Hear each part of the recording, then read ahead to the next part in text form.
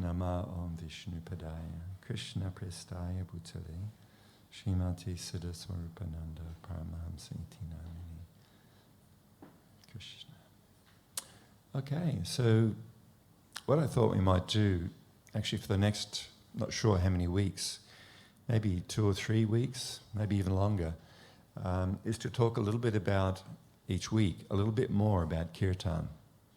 I mean, I know you've come because you like it, but on the weekend, on Saturday, I had the great fortune and opportunity to speak to a bunch of yoga teachers. In fact, it was the yoga teachers from here. And they were having a workshop and a whole bunch of, had some new yoga teachers and things like that. And so we were speaking about, what is yoga? What are the benefits of yoga? What actually is yoga? So we talked about that for a while. And then someone had a question about, they were saying that, they've done the yoga teacher training, they've taught in different schools, but they've never come across kirtan in the different yoga schools that they've worked in or have been to. It's a new experience. Although, she was aware of kirtan, but had never actually, none of the yoga schools or studios she'd been in or worked in had actually practiced it. So she wanted to know more about, what is kirtan? I mean, we had kirtan as part of our program on Saturday, so, she knew what, this experience of kirtan is as far as the chanting, but, what's the basis for it and where's the origin of it and what are the benefits of it? So it kind of sparked an idea in Madhulila and I that, sometimes it's, we kind of take it for granted because, well, for myself, I've been practicing kirtan for too many years. It's been that long, I can't remember how long it is. No, I remember my first experience of kirtan was 1977, and I hated it. I didn't like it. I couldn't imagine why people would want to do it. I had a whole bunch. I was already, a yogi. I was already doing, serious meditation practices, serious yoga practices. And this chanting thing just seemed a bit frivolous, a bit, kind of not real. You know what I mean? You're singing. How can that be spiritual? Not only how can it be spiritual, but, what benefit? Okay, so you get to sing a little bit. Well, that's always good. But really, compared to real spiritual practices, real hardcore stuff, how is this? What's the benefit of it? So I wasn't like some initial attraction to it. But I learned. The more I studied, the more I practiced, the more I experienced, the more I heard, the more I practiced, the more I experienced, the more I heard, the more I practiced, the more I experienced. Well, here I am before you today. So obviously my initial take on what kirtan was or is was far from complete. So I know, different people come along and, over the years we get to speak to people and, some people come along and they immediately take to it. It's bam, this is what I've been looking for, man. I've tried every other kind of meditation. I've done this, I've done that, I've been here, I've been there. I've taken this drug and that drug and, I've tried ayahuasca and tried all this stuff. But for some reason or other, this just sits right for me. I just feel like I'm at home. And other people come in and they're a little curious but not really sure. Like I know I've told this story before, but it's not uncommon, and some of you may not have heard it. But before we moved into here a couple of years ago, and we have our second anniversary coming up fairly soon, and a celebration for that. But before we were having our kirtans here, we're having our Sunday kirtan at the library hall at Burleigh Heads. And it was upstairs above the library, and so you had to go up these 2 little bits of stairs to come up into the main room. And there's actually one friend, a person who's become a friend of mine now. I think if I recall right, he can correct me. He just had his first boxing match, and he was pretty confident that he was just going to win, knock the guy out. surprising to him, not to the other guy, but surprising to him, he lost. And he was cruising around down the beach there at Burleigh and kind of walked by and heard the singing, the chanting, and cruised up to have a listen to what it was. You know, he didn't go out of his way to find it. He wasn't looking for it. But he came in and thought, well, this is strange but interesting. How many years later is it? 7 years later? The guy's still here in the room tonight. So that was kind of his bit of curiosity. So obviously you don't mind it, mate. He doesn't mind it, yeah. So it's, it can be something like that. So there's obviously something in the kirtan, something more than just, singing, right? And then there's another gentleman who also is still coming. This is many years ago as well. He kind of heard, again, he didn't come looking for it, didn't see an ad, but he kind of was walking by the library hall and he heard it. And he walked by for a couple of weeks and it was there. So he thought he'd check it out. So he walked up the first set of stairs. And for those who have been there, you know what I'm talking about. Then you kind of turn and then you come up another set of stairs and there's like a railing there and then you got to step into the main room. And usually we were down that end. And so he said the first time he came up just to the second top stair and kind of looked over the railing that was there. And from what I recall, he said it was pretty strange. So those who have been before know sometimes we get up and we dance and, sometimes even go a little crazy. Yeah, from the external point of view, it's going, oh yeah, what are these guys on, right?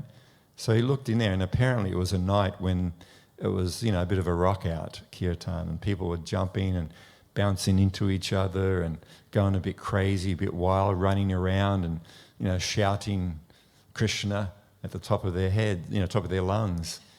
He said he kind of stayed there a bit and watched it and decided, nah. And then he walked down and went away.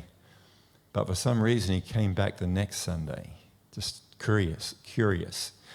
But this time he came up to the top of the stairs and came a bit earlier. And just as you just go around that first little railing thing, there's some chairs there. So he sat tentatively on the edge of the seat, on the first seat just around the thing at the top of the stairs. And he stayed a little bit longer this time. So it kind of progressed, and then after a couple of weeks, he ended up going to the back of the hall, the last row of seats at the back of the hall. So now he's slowly coming in. And anyway, after a while, he became right at the front, where Nathan and these guys are, every week. Bam, right in the front, right in the middle. So everyone's experience of kirtan, starts a little differently. Some people immediately experience something, and some people are not sure, and like for me, I actually did not like it. So it kind of is like that. So how is it? What is it? That's what I want to kind of read a couple of nice things and talk a little bit about it.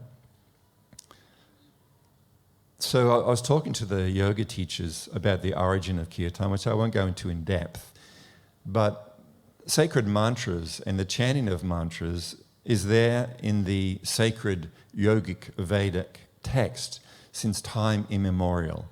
The Vedic and yogic, sacred texts were written down around 5,000 years ago by a great sage called Srila Vyasadeva, known as Veda Vyas, because he wrote down. He didn't write, he compiled this Vedic truth, this Vedic teaching, which was passed down orally since time immemorial from self-realized yoga master to their students in this unbroken chain of self-realized spiritual teachers and students since time immemorial. So he compiled these teachings around 5,000 years ago. So this chanting of sacred sound, of mantras, is there throughout all of the Vedas. But generally it was confined to the priestly class, what was known as Brahmin priests.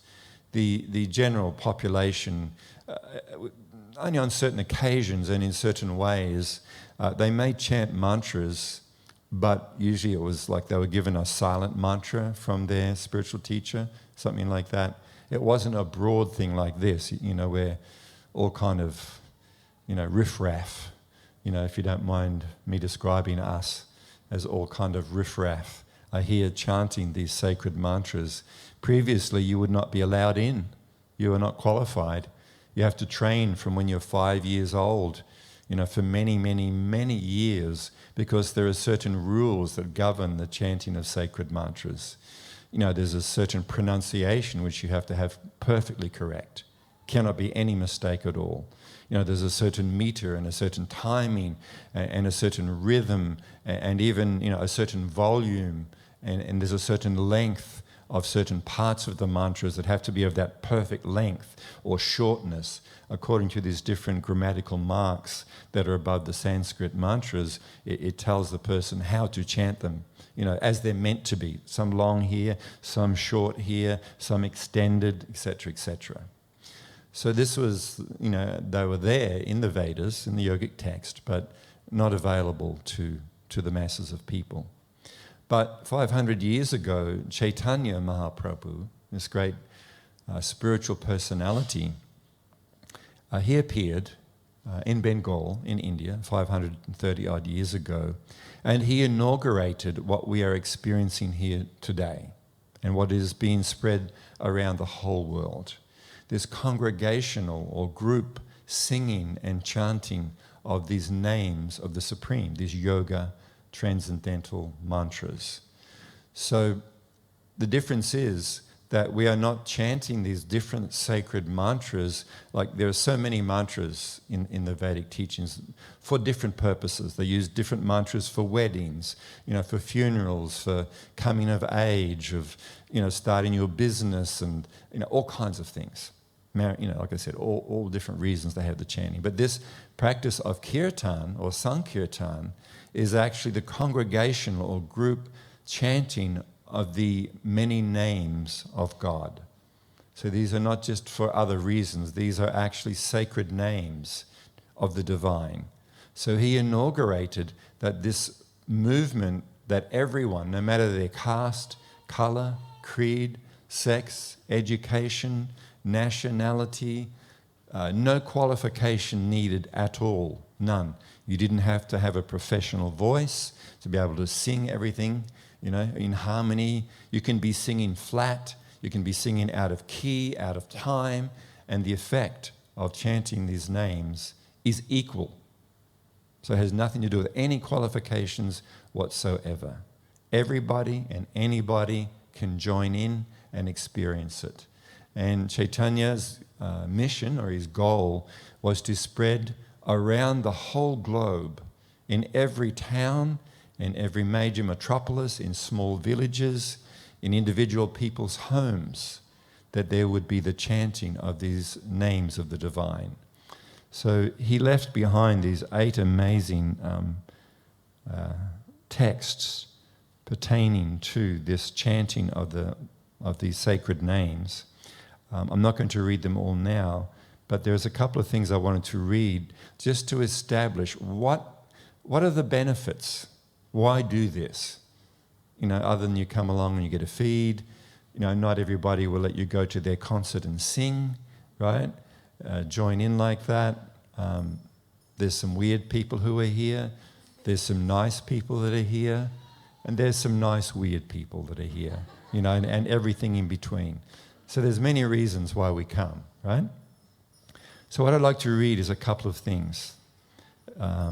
And just if you can just consider, what I'm reading, the ideas. This is something very nice from my spiritual teacher, Jagad Guru Siddhaswarupananda. And then I want to read something which is in connection with this from Chaitanya himself. So my spiritual teacher says, mantra meditation is the greatest gift of yoga. So I can stop right there and speak about this for a very long time.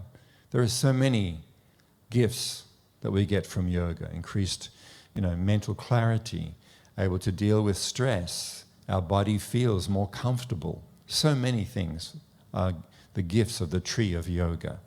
So here he is saying this practice of mantra meditation is the greatest of all the gifts that the tree of yoga gives us. So this gives a little beginning of an insight in how wonderful this is. I'm sure here there's many people who practice yoga asanas and, maybe a yoga diet and, different parts of the yoga lifestyle. So here we are with the greatest gift of yoga. Goes on to say, all yoga processes are certainly valuable gifts because they directly or indirectly help one physically, mentally, or spiritually. But the most wonderful of all of these processes, and therefore yoga's greatest gift, is mantra meditation. Why? Because mantra meditation makes self-realization truly possible. Truly possible. Indeed, and this is the part I'm attracted to, easy. Mantra meditation makes self-realization truly possible, indeed easy, for every single one of us. So this is a beginning of an understanding of what this kirtan truly offers, what the benefits, there's the benefits of, Madhulika's beautiful voice, of my expert bass playing, of my guided, there's all these benefits we get from coming here. But here we understand that the real gift of kirtan, through regular practice, is actually that self-realization is truly possible and in fact easy. So normally, when we read books, if you read books like, Autobiography of a Yogi or this or that book, all these books, my time in the Himalayas with the Tibetan yogis and all this stuff, right? And it's all about these guys, people who give up life and they've got to renounce everything and they live this very simple, austere, difficult, cold life in a cave or a monastery somewhere, and you've got to do so much, there's so much austerity and this and that, and even then there's no guarantee that you'll succeed after lifetimes and lifetimes. So we may think, well, I'm not prepared to give up my family, I'm not prepared to give up my job, my comfortable lifestyle, my nice car, my nice smartphone. I'm not that interested in self-realization. Maybe in another lifetime, I'll become more serious. But here we understand this practice of congregational, particularly the congregational chanting of the names of the divine, actually can bring us to that higher state of samadhi or self-realization by this simple practice, this easy practice. And as we go along through the weeks, we'll delve deeper into how and why. So this means you're going to have to come back if you want to know the more hows and whys. But here is the first thing to keep in mind. We're not just chanting and going a bit crazy because we are weird. There's actually a deeper reason for it. And this is actually achievable. This self-realization is achievable by every single one of us, every one of us. Not just the guy sitting up here giving a talk, not just that person's spiritual teachers. Every single person can achieve the highest platform of spiritual life through this practice of kirtan. So just to read from Chaitanya Mahaprabhu, where he says the same thing I'll read it, then you can understand. Chaitanya Mahaprabhu says, "Glory to the Sri Krishna Sankirtan, which cleanses the heart of all the dust accumulated for years together. Thus the fire of conditional life, of repeated birth and death, is finished, it is extinguished. The Sankirtan movement is the prime benediction. Benediction means like a blessing, is the prime benediction for humanity at large, because it spreads the rays of the benediction moon. It is the life of all transcendental knowledge. It increases the ocean of transcendental bliss, and it enables us to taste fully the nectar for which we are always anxious." So Chaitanya Mahaprabhu, in harmony with the yogic or Vedic sacred text, is saying that actually everything, what you are looking for, freedom from birth and death, freedom from worries, actually transcendental wisdom or knowledge. These are all contained and all experienced and all provided to us through the regular practice of kirtan. And we begin to taste that nectar, that happiness, that joy, that satisfaction for which we are always anxious. So this is a little bit about how wonderful kirtan is and how there is so much more benefit than we may be thinking that there is. It is the greatest gift of yoga. Thank you very much.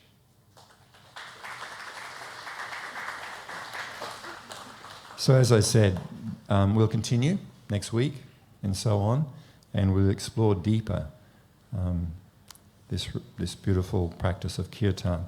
So again, as I touched on in the beginning, not everybody was here. There are a couple of things going on. We're actively listening as the person is chanting these beautiful names. So there's an activity, easy, but an activity of conscious listening. And then we are consciously singing, listening to the sound as we hear it, as we sing it, and then resting and finding shelter in these beautiful names. And you will directly experience yourself how wonderful they are and what the benefits are.